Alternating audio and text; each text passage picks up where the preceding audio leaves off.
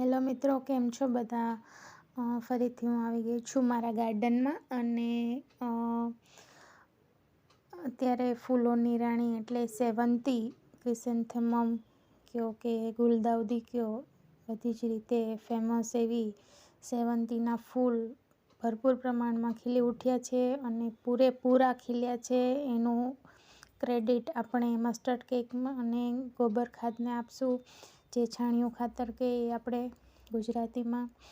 તમે જોઈ શકો છો કલર પણ ખૂબ જ સુંદર આવ્યા છે બધા જ ફૂલ.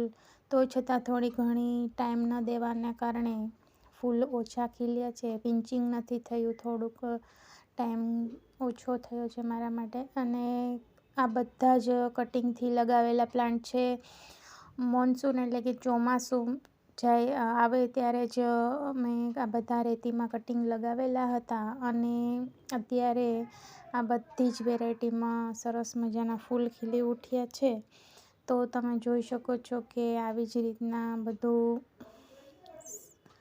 વાવ્યાથી આપણું ગાર્ડન ખૂબ જ સરસ ખીલી ઉઠે છે. અત્યારે શિયાળામાં બધી જ જાતના કલરના અને વેરાયટીના સેવંતી ફ્લાવરિંગ પ્લાન્ટ મળે છે અને તમે નર્સરીમાંથી પણ ડાયરેક્ટ ખરીદી કરી શકો છો અને વર્ષો વર્ષ એને સેવ કરીને રાખી શકો છો.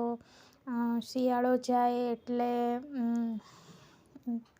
જ્યારે ફૂલ ધીમે ધીમે કરમાવા માંડશે ત્યારે આપણે આને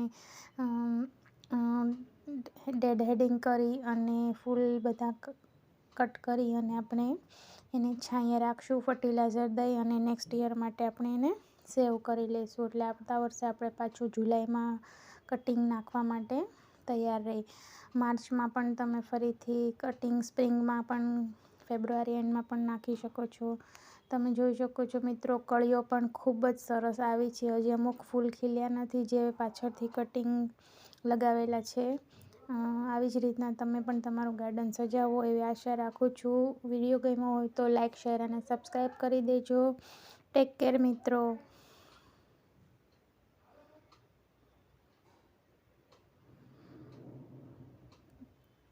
તમે જોઈ શકો છો ફૂલ ખૂબ જ સરસ હસી રહ્યા હોય એવું લાગે છે.